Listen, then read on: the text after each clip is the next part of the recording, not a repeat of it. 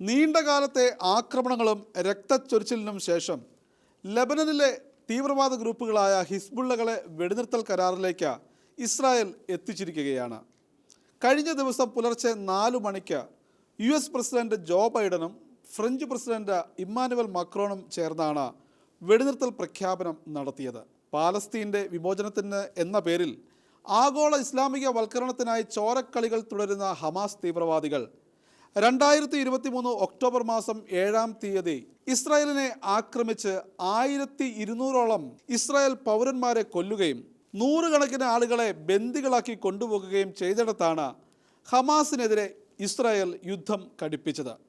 മുമ്പ് പലവട്ടം Israel Hamas യുദ്ധം ഉണ്ടായിട്ടുണ്ടെങ്കിലും ഹമാസിൻ്റെ ഭീകരതയെ ഭൂപരപ്പിൽ നിന്ന് തുടച്ചു നീക്കിയില്ലെങ്കിൽ വിലപ്പെട്ട ജീവനുകൾക്ക് ഇനിയും അവർ വില പറയുമെന്ന് ഉറപ്പിച്ച ഇസ്രായേൽ ഹമാസ് ഉന്മൂലനം ലക്ഷ്യമാക്കിയായിരുന്നു ഇത്തവണ രംഗത്തിറങ്ങിയത്. നിലനിൽപ്പിനായി ഇസ്രായേൽ നടത്തിയ 14 മാസങ്ങളിലെ പോരാട്ടത്തിനൊടുവിൽ ഹമാസിൻ്റെ ഭീകരത ഏറെക്കുറെ നിർമൂലമായി കഴിഞ്ഞു. ഇസ്രായേലിൻ്റെ സൗമനസ്യം കൊണ്ട് അതിജീവനം കഴിക്കുന്ന പാലസ്തീന ഹമാസിനെ പോലെയുള്ള ഒരു ഭീകര സംഘടനയെ തീറ്റിപ്പോറ്റാനുള്ള ത്രാണിയില്ലാത്തടുത്ത് കോടികളുടെ ആയുധങ്ങളും തുരങ്ക നിർമ്മിതികളുമായി ലോക സമാധാനത്തിന് കടുത്ത ഭീഷണിയായി അവർ നിലകൊണ്ടത് ഇറാൻ്റെ സർവാത്മ പിന്തുണയോടെ തന്നെയായിരുന്നു.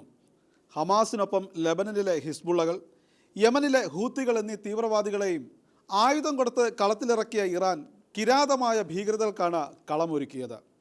ഹമാസിൻ്റെ നിഴൽ പറ്റി നിന്ന ഇസ്രായേലിൻ്റെ തെക്കൻ പ്രവിശ്യകളിൽ ആക്രമണം നടത്തിയ ഹിസ്ബുള്ളകൾക്ക് മൊസാദിൻ്റെ കഴുകൻ കണ്ണുകളെ ഒളിച്ച് ഒന്നനങ്ങാൻ പോലും കഴിഞ്ഞില്ല. ഹിസ്ബുള്ളകൾക്കെതിരെ കൃത്യമായ പ്രതിരോധം സൃഷ്ടിച്ച് കാത്തുനിന്ന ഇസ്രായേൽ ഗൊലാൻ കുന്നിൽ കളിച്ചുകൊണ്ടിരുന്ന തങ്ങളുടെ കുഞ്ഞുങ്ങളെ വധിച്ചതോടെ വർദ്ധിത കോപത്തോടെ കളത്തിലിറങ്ങുകയായിരുന്നു. ലെബനനിൽ കടന്ന് അവരെ നിർമൂലമാക്കുന്നതിന് തൊട്ട് മുമ്പ് പേജർ സ്ഫോടനങ്ങൾ കൊണ്ട് ഹിസ്ബുള്ളകൾ അക്ഷരാർത്ഥത്തിൽ തീർന്നു പോയിരുന്നു. പിന്നീട് അങ്ങോട്ട് വോക്കി ടോക്കികളും റേഡിയോകളും സോളാർ പാനലുകളുമെല്ലാം പൊട്ടിത്തെറിച്ച് ഹിസ്ബുള്ളകൾ ഘട്ടം ഘട്ടമായി നിർമൂലമാകുന്നതാണ് ലോകം കണ്ടത്. ഒരിക്കലും തങ്ങളെ തൊടാനോ തോൽപ്പിക്കാനോ കഴിയാത്ത വിധത്തിൽ നസറുള്ളയുടെ നേതൃത്വത്തിൽ ഹിസ്ബുള്ളകളുടെ നേതാക്കന്മാർ കഴിഞ്ഞ ബങ്കറുകളിലേക്ക് ഇസ്രായേൽ കൃത്യമായി തൊടുത്ത ബസ്റ്റർ ബോംബുകൾ അവരുടെ നേതാക്കന്മാരെ ഒന്നിന് പിറകായി ഒന്നായി തീർക്കുകയായിരുന്നു.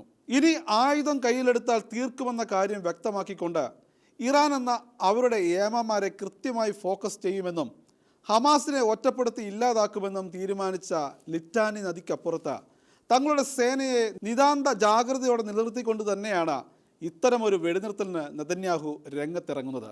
എന്നാൽ എന്തുകൊണ്ട് എന്ന ഒരു ചോദ്യം തിരിച്ചു ചോദിക്കാൻ പോലും ത്രാണിയില്ലാത്ത പരുവത്തിൽ പഞ്ചപുച്ഛമടക്കി നിൽക്കേണ്ട ഗതികേടാണ് ഹിസ്ബുള്ള അടക്കമുള്ള ഇറാനിയൻ പ്രോക്സികൾക്കിപ്പോൾ ഉണ്ടായിരിക്കുന്നത്. അത്രയ്ക്ക് കനത്ത നാശനഷ്ടങ്ങളാണ് ഹിസ്ബുള്ളകൾ ലെബനന് ഉണ്ടാക്കി കൊടുത്തിരിക്കുന്നത്. എന്നാൽ ഹിസ്ബുള്ള പൂർണ്ണമായി ഇല്ലാതായി എന്നും ഈ വെടിനിർത്തൽ കരാറോടെ അവർ മാനസാന്തരപ്പെടുമെന്നും ലോകത്താരും കരുതുന്നില്ല. യുദ്ധം തുടങ്ങിയതോടെ ഹിസ്ബുള്ളയുടെ സ്വാധീന പ്രദേശങ്ങളിൽ നിന്ന് ഏകദേശം 1 ദശലക്ഷത്തിലധികം ആളുകളെ മാറ്റിപ്പാർപ്പിക്കേണ്ടതായി വന്നിരുന്നു.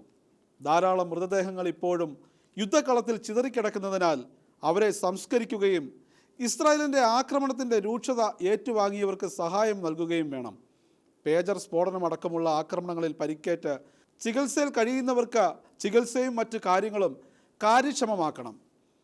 99,000 വീടുകൾ ഭാഗികമായോ പൂർണ്ണമായോ നശിച്ചതോടെ ലെബനനിലെ ഭവന നിർമ്മാണത്തിന് മാത്രം $2.8 ബില്യൺ നാശനഷ്ടമുണ്ടായതായി ലോക ബാങ്ക് വ്യക്തമാക്കിയെങ്കിൽ ഈ പ്രാവശ്യം ലെബനനിലെ നാശനഷ്ടങ്ങളുടെ ചെലവ് $8.5 ബില്യൺ എന്ന് കണക്കാക്കപ്പെടുന്നത്. ഇത് ലെബനീസ് സർക്കാരിന് മാനേജ് ചെയ്യാൻ കഴിയാത്ത ഒന്നായി മാറിയിരിക്കുകയാണ്.